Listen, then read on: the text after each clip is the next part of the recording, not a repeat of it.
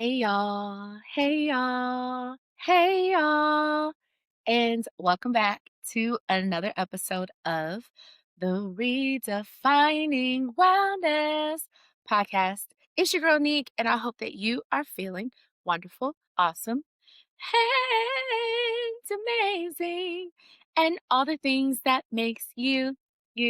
Welcome back to the podcast that helps you to redefine the way that you view wellness one episode at a time so that you can be healthy unapologetically and authentically so that you can take up as much space on this earth as you want to.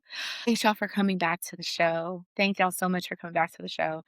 I have been trying to do better with posting. I think I might have posted last if I'm not mistaken. I truly don't remember, to be honest with y'all. But anywho, so I really hope that y'all are doing great. To the new friends that are here, hola, ¿cómo estás? To the friends that have been here for a while, you know the vibes. Per usual, y'all, before we get into the show, do not forget if you are watching on YouTube, don't forget to hype up this video, to like, rate, review, subscribe, whether you are watching on YouTube or you are listening on your favorite podcast streaming network. So I'm sorry if you were coming on here expecting to see Wiz. He has gone back to his parents' home. He's back with my brother because that is my brother's cat. He's not mine. Um, but I had a great time with my guest host. Even though he just walked all over me and did what he wanted to do, it was still a really great time. So this week, I've had therapy. I have had conversations with my girlfriends. I have so many things that have happened. But in the last episode, I was gonna say last week's episode. In the last episode, I really talked about some of the ways that I wanted to share how I have been redefining my wellness journey in this season of my life. And I think it's really important for me to share, especially with the way that the world is really revolving around weight loss medications and the way that everyone is really trying to monopolize on this thing. So we're going to talk about all of that. We're going to talk about my song of the week, my what's sneak watching. And so my therapist said, and honestly, all my therapist dragged me for motherfucking filth. So she really honestly did. But before that, I went to Arizona last weekend and I had a really great time. I met some sorors. It was actually my soror was getting married. I had never met her before in person. That's a very on brand Nick thing to do. I'd never met her in person, but we had been speaking to each other for like 10 years on social media and all of the things. And it was such a great time. It was my first Mexican wedding. And it wasn't even like from what people on Threads have said, it wasn't like a like true like we're in Mexico Mexican wedding. But it was still a great time. I had so much fun. They be partying hardy. Okay. The last like kind of Latin or Latinx thing that I did, I went to a quinceañera when I was in high school, and I really don't remember it to be honest with you. But this was so much fun. So like super shout out to my soror Miriam and her husband Jared for inviting me. And I've never met y'all in person. But it was really cool for me to travel to the West Coast. I haven't been to the West Coast since I was 18 years old. And it was very different. I'm not gonna front. When the plane was coming over Arizona, I texted my homegirl and I was like, "Bitch, there's no grass." And she was like, "Yeah, it's the desert, babes." So, but it was really cool. It was really, really cool. Phoenix is a really dope place. I don't see myself living there. It's just too damn hot. It's too damn flat. Well, I take that back. It's not flat because they do have mountain ranges and stuff like that. But when you're in the desert part, it just feels really flat. And I like to be driving distance to a beach. Granted, like for me to go to Ocean City is roughly 3 hours, but I can get to Lewis Beach, Rehoboth, Dewey, Bethany, all of those in like roughly 2 hours. So I need to be near a beach. And I know what some of y'all are probably thinking, why go to the beach on the East Coast? Just fly to a beach. I hear you. Absolutely. But sometimes you need to be really close to a beach. Like when you really just need to zone out and meditate. Especially for me, I love to be by the water to meditate. I love to be by a pool. And it's crazy because I'm an earth sign, but I really love to be by water. It was a really great trip. I really enjoyed myself. So getting into this week's episode, my birthday is in exactly 1 week. May the 13th is my birthday. I will be 37 years old. And I am going to do another episode that is going to come out on my birthday. I'm going to talk a little bit deeper about, like, things that I've learned in 36 years of life. And as I prepare for my 37th year, which is insane because as a child, I always go back to my 8-year-old self because that is how old I was when I kind of came off the porch. And think of coming off the porch like this. When you're a kid and you are playing outside, depending upon where you live, you usually have to stay on the porch until you're a certain age, until your parent says, you can fend for yourself out there. Go on ahead and hang out with the other kids. For me, I felt like it was when I was 8 years old. That's when I got my first house key. That's when I started having more responsibility. Now, that's when my dad used to let me call Domino's and order the pizza. Okay. I was off the porch. So, when I think about my 8-year-old self, thinking about me at this age, my 8-year-old self didn't see 37 years old. My 8-year-old self, honestly, adult to me was Moesha. So I thought I was going to embody that because to me at 8 and them at like 16, it was like, wow, they're adults. Like, that's really crazy. So to get into this week's episode a little bit deeper, of course, y'all know we have Song of the Week. And remember, this is where I go over songs, I go over albums, I go over shows that not shows. I go over shows like music shows, concerts, things like that. That I've really been vibing out with this week. And I'll be totally honest with y'all. I have not really listened to a lot of new music this week. I do know that there's a lot of people coming out with music. I do need to listen to Ari Lennox's album. I've been listening to that over the last couple of days, listening to her old stuff. So Shea Butter Baby, ASL. I've been listening to still a lot of Mon Leo. I've just been really in my bag when it comes to that. Um, so nothing super duper new, but a lot of people are coming out with music. I do know that Ken the Man, and I talked about this in the last episode, that Ken the Man will be coming out with an album. I actually have not listened to it yet, and I need to listen to it.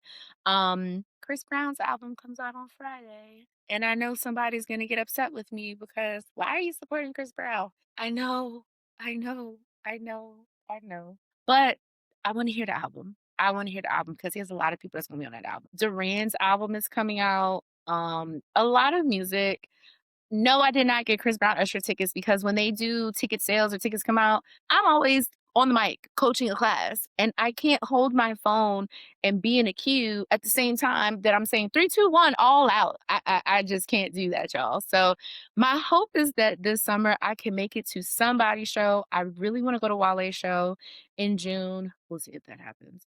Because that bitch is sold out. Um, I thought about doing Roots Picnic. That's not happening either. But it's okay. It's quite all right. I'm still gonna make big fun here in the district. But if you have any songs, any albums, any new artists that I should consider checking out, please let your girl know because I would love to go to a great show this summer. All right, y'all. So then we get into our next segment. Now, this I did get into a new show. So, what's sneak watching? And this is any shows, documentaries, anything like that that I am checking out at the moment. Before I get into this new show that I'm watching, I did watch and complete the Hulk Hogan documentary that is on Netflix. It was very interesting.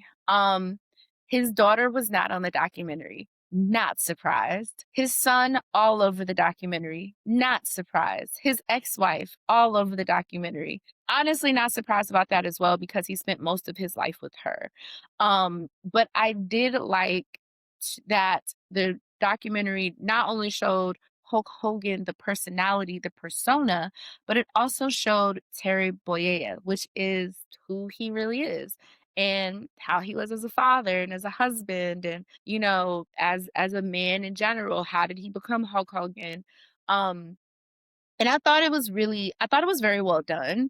And I also like that they did not leave out the controversies throughout his career, but also the controversies towards the end of his life. If you are not familiar, Hulk Hogan is a Orange Agent supporter. And He's gone to the RNC and he's, all of those things. Not surprised, to be honest with you. Especially because of the persona that Hulk Hogan is, like, he's all American, rah, like, yeah, I'm really not surprised. I hope that you weren't surprised either. But I thought it was a very well done documentary, and to see so many different wrestlers, like, pay homage, and I actually watched the documentary for Vince McMahon, like, I want to say I watched that last year. And there was another WWE documentary that had came out some time ago, and I watched that also. And honestly, they have been very well done. Um, but if you are like me, you're a child of the 90s and you remember when Hulk Hogan left and went to WCW and he became Hollywood Hogan, and it was that whole, gone from babyface to heel thing, and he was just a badass, and I am a little sad that my baby Shawn Michaels was not in the documentary. He wasn't on it. Stone Cold wasn't on it. The Rock wasn't on it. It's okay though, 'cause that is my generation of wrestling. That was my, like, Monday Night Raw, like, everybody was WCW Nitro, like, that whole thing, but I thought it was really cool, just the way that they put the documentary together, and his old, like, promoter was on there. No one from the McMahon family was on it. The only person that was, and I can't even say that not the Undertaker, I can't even say that Triple H is part of, I mean, he is because he married Stephanie McMahon, but he was the only person that was on there representing from the family. Granted, Triple H works like a higher position now within WWE, but still very well done. He definitely changed the game when it came to professional wrestling and made it a very marketable thing. I don't remember anyone really before Hulk Hogan that was as successful at wrestling as he was. And as a kid, I didn't know that, what's his face wasn't a wrestler, from the 18, Mr. T. I didn't know Mr. T wasn't technically a wrestler, but it was really well done. So if you wanna see a little bit more insight on Hulk Hogan, see a little bit more of wrestling history and some other wrestlers from his era, talk about how great he was as a wrestler and how he changed the game for the industry and, you know, all those things like that. Also, they have my boy Richard Belzer from, SVU, Law& and Order SVU. I didn't know that he had a talk show, and Hulk Hogan choked him the fuck out and, like, injured him really bad. Like, I was really surprised at that. Also, he was kind of a dickhead, though, so I probably would choke his ass out too, but check it out, see what you think. Netflix honestly has been producing really good content, so I finally got into Running Point. If you've been watching and listening to the show, you know that Running Point is actually a show that I've really been wanting to check out. Kate Hudson, Brenda Song, Jay Lawrence. Is his name Jay Lawrence? Yeah, from Insecure. Child, it's his name is not Jay Lawrence, but Lawrence. We just gonna say Lawrence, his name from Insecure. Um, Honestly, really good show. They're on season 2. They've actually put out all the episodes for season 2. I'm just now finishing season 1. Literally, the show, it is supposed to parodize or mirror the life of Jeannie Buss, who is the president of the Los Angeles Lakers. And if you're familiar with the Buss family, they've had the Lakers since the late 70s. And, the Lakers is the dynasty that they are, the Showtime era, the Kobe and Shaq era. Now they're on the LeBron era. So it's really interesting how they have mirrored Jeannie's life with this show. Like I said, Kate Hudson, Brenda Song, Macaulay Culkin makes like a few little light cameos in there. But it's a really, really good show. I'm really enjoying it. It has a lot of laughable moments. Kate Hudson, wow. First of all, good-looking white girl, okay? Number 2, plays the hell out of this role. Oh, and Chet Hanks is in it too. Oh my gosh. Chet Hanks is in it. He's playing a professional player, like one of the star players on the team. A fucking fool.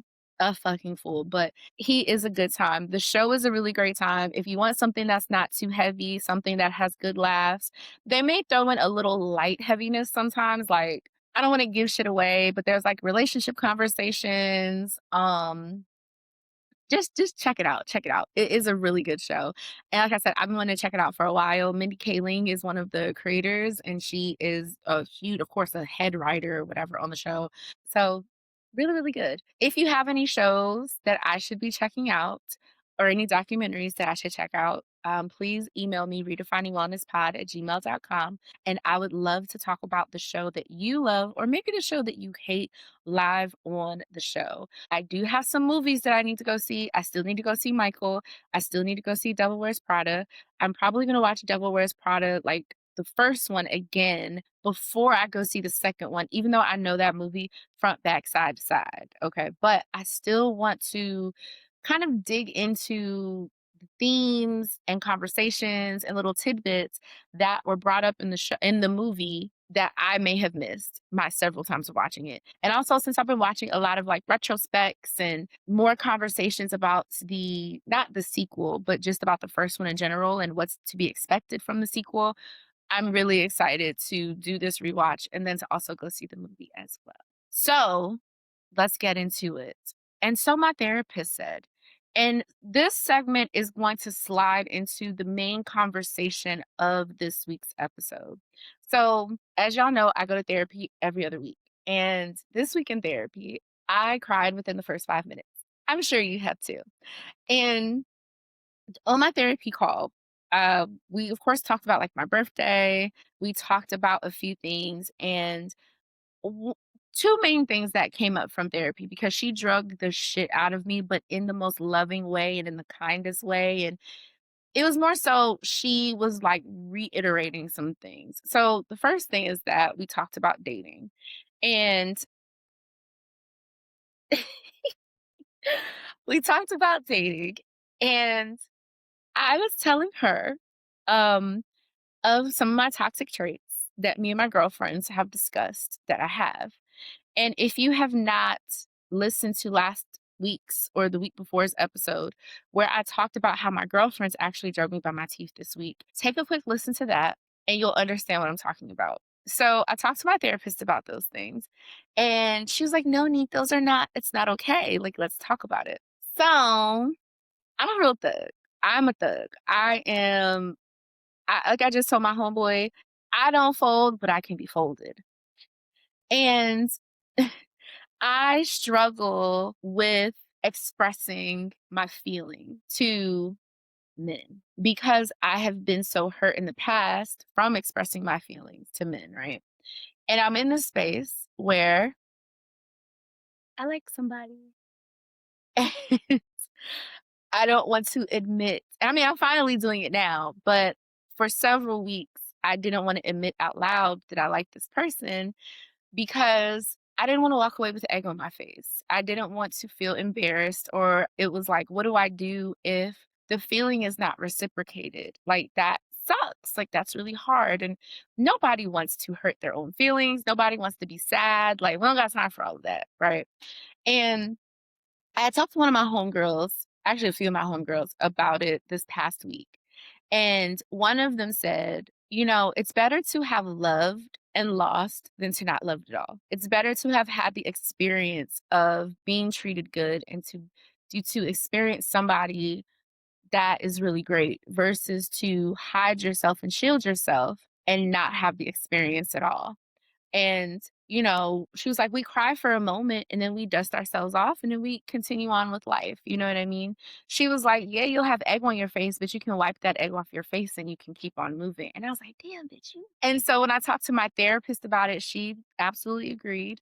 But one of the things that she really it reiterated to me, she said, when you're coming off of a relationship that was very toxic, it is really hard to navigate these new spaces that are coming off very healthy.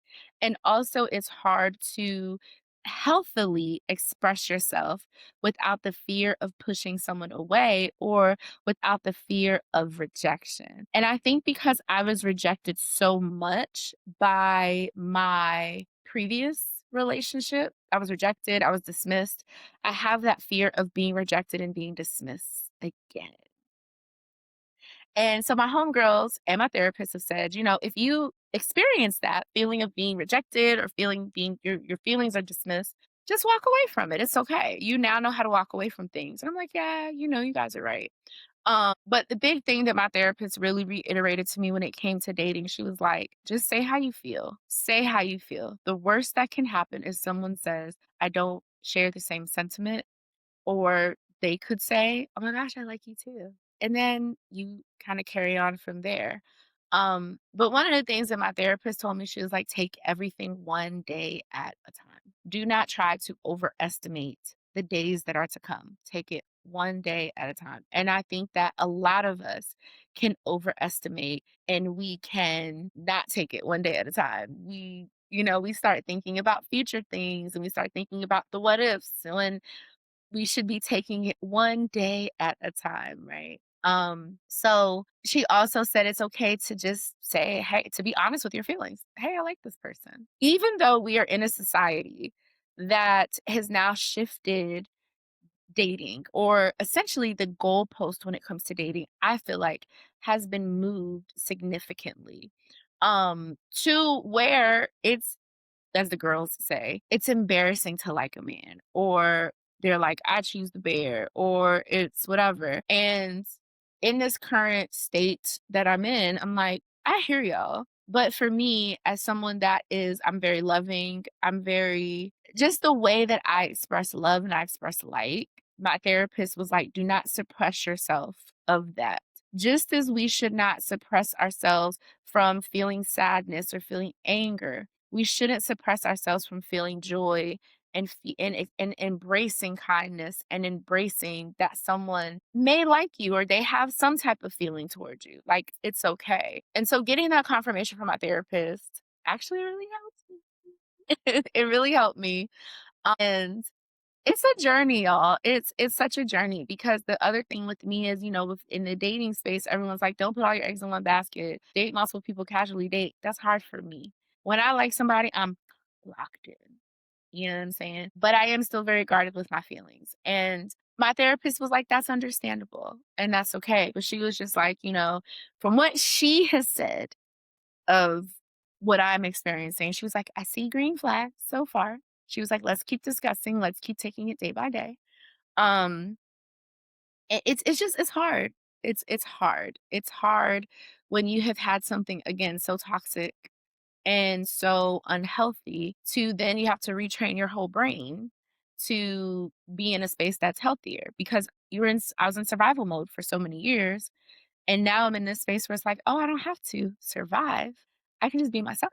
I can just thrive." And I think sometimes too, and this is another part of, like, where my therapist kinda had to drag me, is sometimes I struggle with, do people really like me for real? Not even just do boys like me. Do my girlfriends really like me? Am I doing too much? Am I not saying enough? Am I being too extra? Am I whatever? It terrifies me, right?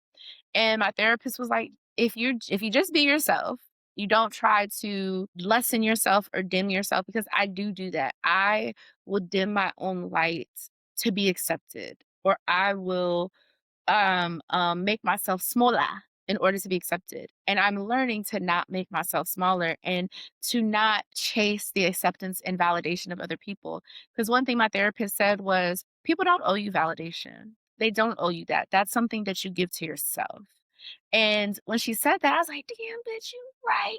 So no one owes me validation. And I am working to be better at just being myself, when it comes to all facets. Because I'm a very big, other than being a big girl, a very big personality. I have a huge personality. I love to laugh. I'm loud. I'm boisterous. I'm gregarious. I'm so many things. And I think I get scared that, because it's not accepted by so many people, or from what my therapist has told me, so many people can be intimidated by that because they don't carry that same bigness within themselves on a day to day. I feel like, okay, most of the world doesn't carry this bigness, so I shouldn't carry this bigness. Even though, from what my therapist has said, and my homegirls have said too, you have so much to offer, Anthony. You have said and I do. I have so much to offer this world.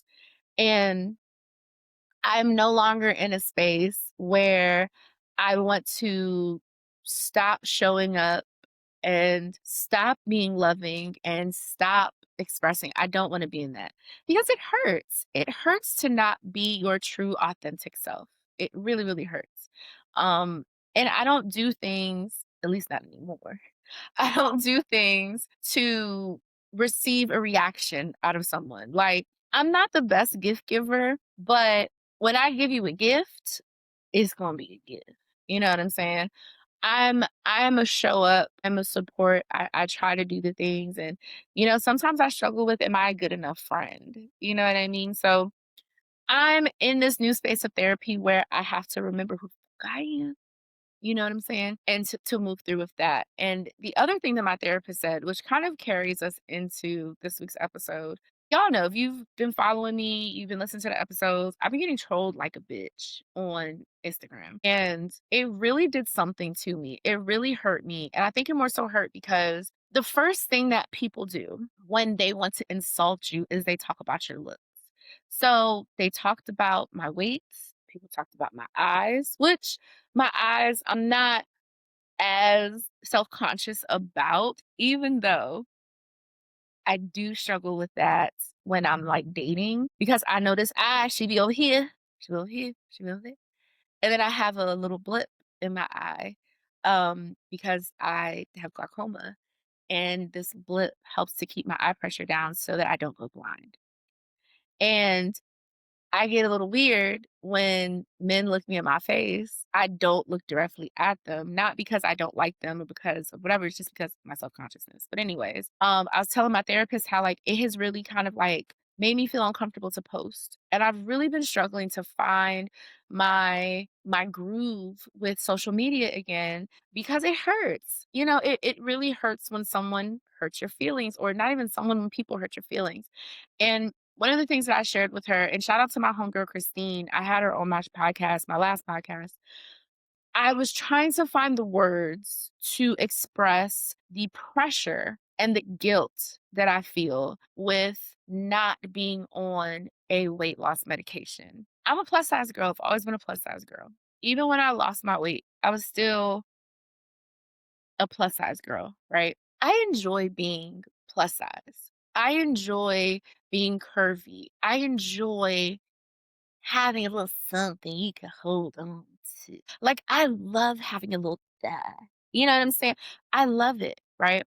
I'm in the space where I wanna tighten it up, you know what I'm saying? So it's not as loosey goosey. That's cool, right? So I lift my weights. I try to eat a little bit healthier. I'm really trying to work on my gut health. I'm really trying to work on just my overall health, but not necessarily trying to get myself back to the weight that I once was.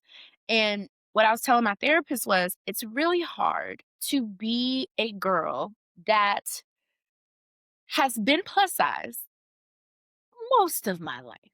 I don't think I really got into, like, plus sizeness until maybe I was, like, 13, 14. And, when you're that age, you don't got hips, you don't got body, you know what I mean? If I could go back to my 13-year-old self and tell her, "Baby, just wait on it. Just wait on it. Just wait."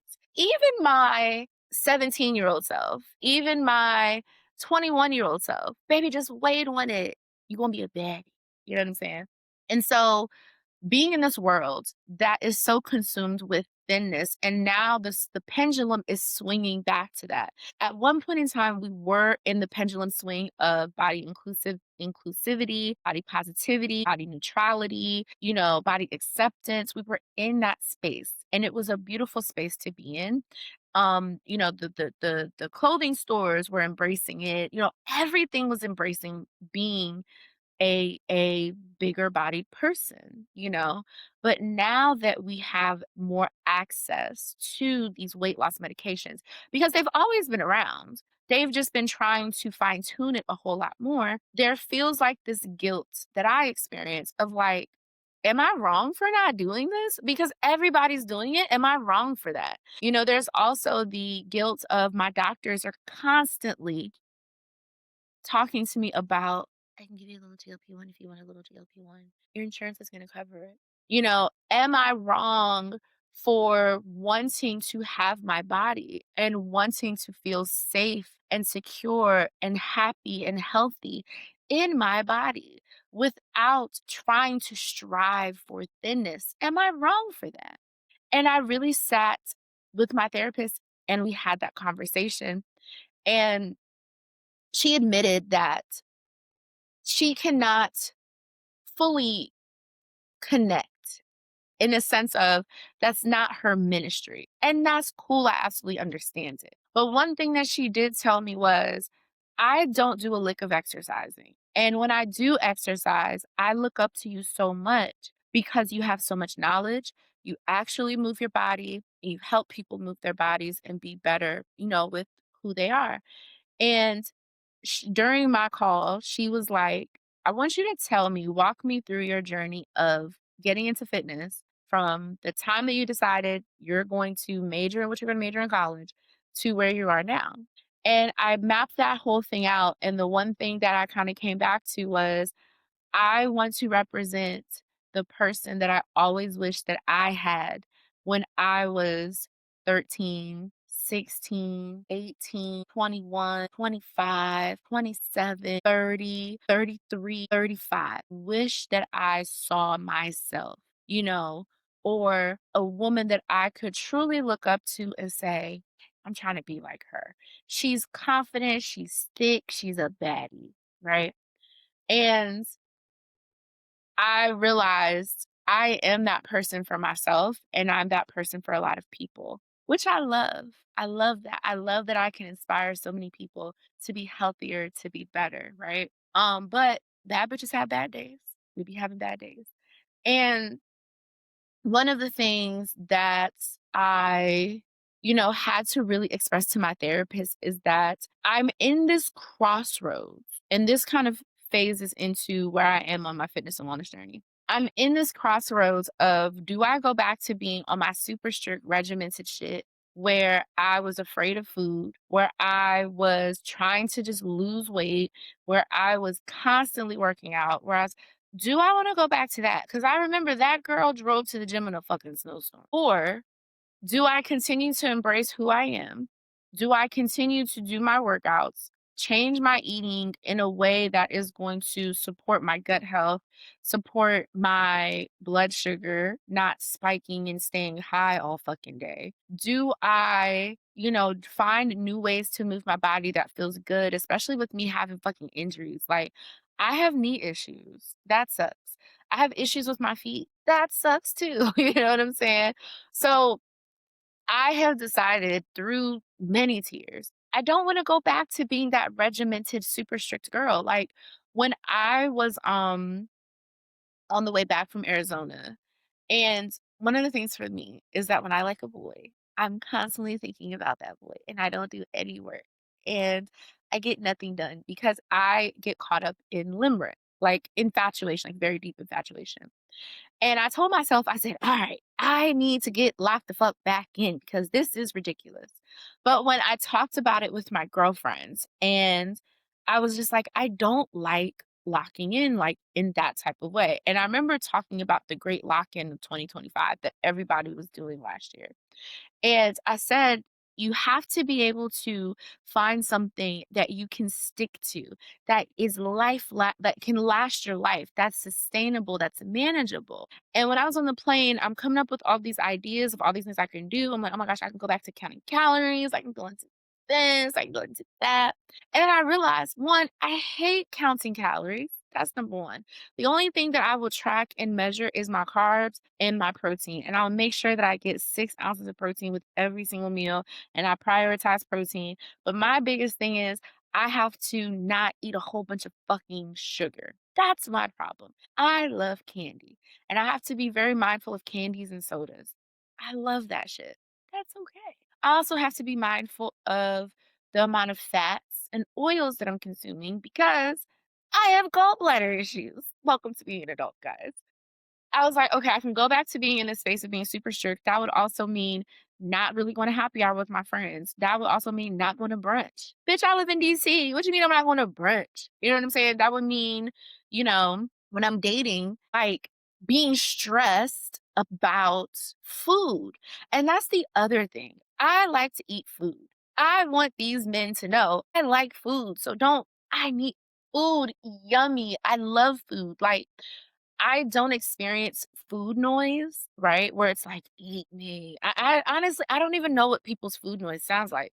But for example, I may get like a craving, I'm like, damn, that's me. Damn, I want some candy. Some days I'm able to fight it. Some days I'm like, fuck it, pick it up, let's do it, right? So that can be hard, sometimes, but I like to have variety in my foods. And again, I want these men to know I like to eat. So you got to take me to eat. I need you to know what my favorite food is. I need you to know that when I go to Chipotle, I get brown rice, black beans, I get half steak, half barbacoa, I get mild and I get spicy salsa, I get corn salsa, and then I close that bowl up, okay? And I might get guac, I might get chips, I might get a Mexican soda. You know what I'm saying? Like, I enjoy food because it tastes good, not because I am trying to soothe something. And at one point in time, I did. At one point in time, I ate emotionally, right? But I'm in this space where I'm prioritizing my protein, I'm prioritizing good carbohydrates, I'm minimizing candy and sugars that are fast absorbing sugars, which is not always a bad thing to have fast absorbing sugars. Sometimes you need them with certain things, so do not knock a fast absorbing sugar. But for me, I don't need that all the time. I don't need my blood pressure, my blood sugar to go to these like extremes and then these crashes, extremes and these crashes. Um, I'm drinking my bone broth every day. I'm having vitamins and supplements and stuff like that every single day. I'm drinking protein powder. It just gets hard sometimes when you're on social media, you're watching a TV show, and it seems like all they can do is just talk about weight loss, weight loss, weight loss, food, food, food noise, GLP-1 this, Row this, Ozempic this, Manjaro this, Wegovy this, like semaglutide this. It gets very hard and it gets very challenging because again, it's like I'm not going against the grain to be difficult, but I have a certain health and fitness philosophy, which is everybody's health and wellness journey is different. Everybody's reasonings for their health and wellness journey is different. You know, I choose to not over exemplify or over glorify certain body types. I have learned to embrace my body type. I, according to my BMI, I should be like 140 pounds. What? And if you know me, 140 pounds, baby, absolutely not. Absolutely not. Absolutely not. Do I want to fit into things a little bit better? Absolutely. Do I want to be like a solid size, like a solid brick? I want to be a brick house. You hear me? But it's such a struggle. It's such a struggle to go through this society, go through this world. And again, everybody's main focus is thinness. And it's equating thinness to being healthy when that's not always the case. You know what I'm saying? So I'm really in a space right now, y'all, where I'm trying to not refine myself because I know I'm a daddy. And one of the things my therapist said was to think about when I felt like the best version of myself, the most confident. And I was like, it's been over the last like not even 3 years. I would say since about 2024 coming into now, this is probably the baddest bitchery that I've probably ever been in my life. I've been embracing change. I have been trying hairstyles. I've been getting my nails done. And that's not all the things that makes you a baddie. I've been expressing myself. I have been accepting of my flaws and the things that make me yucky, essentially, or, my dark sides, my inner critic. I've been embracing those things and I'm honest about those things. One of the things my therapist did say this week to me was, in this dating space, what are things that you know about yourself that is a flaw? I'm a brat. I'm a brat. If I don't get my way, I get cranky. I get not nice. I'm not always the nicest when I don't get the things that I want. And that's not always a good thing, right? And that's cool. So the person that gets with me has to know, baby, I'm a brat. I'm gonna be a brat. I'm gonna whine. That's who I am. Or I'm going to overthink things.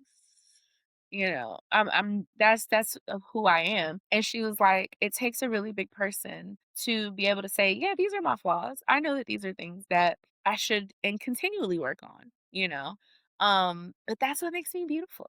That's what it's part of what makes me me, and I've learned to accept and I've learned to embrace that. But on this health and fitness journey, I've learned to accept and embrace that I have bigger thighs. I've learned to accept and embrace I just got big titties. I've never not had big titties since I was in high school. Titties always been big. I got a belly. That's okay. I got a fupa. That's okay. Fupa ain't never stopped no show.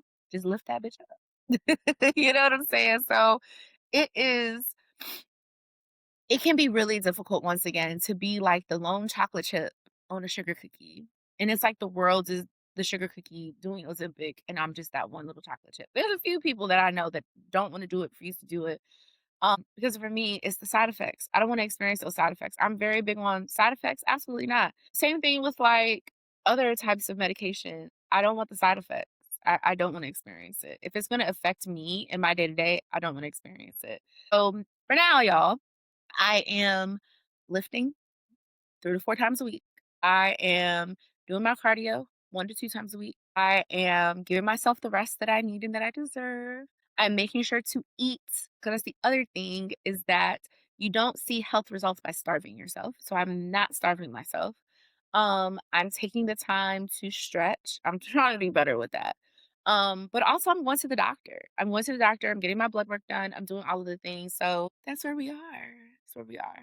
Bone broth every morning. I make sure to have protein first thing in the morning. Um, I meal prep. Again, that part does kind of suck, but it's okay. But we're moving and grooving with the things, and I'm blessed that I even have the opportunity to decide how I want my health and my wellness to look. You know what I'm saying? So my therapist drugged me, but I hope that she kind of drug you too at the same time because I know somebody out there really needed to hear this episode, see this episode, so that you could be a little bit more firm on your own decisions for whether you decide to do a weight loss medication or whether you decide not to. But I know that for me, I'm deciding not to because it just goes against my philosophy when it comes to health and wellness.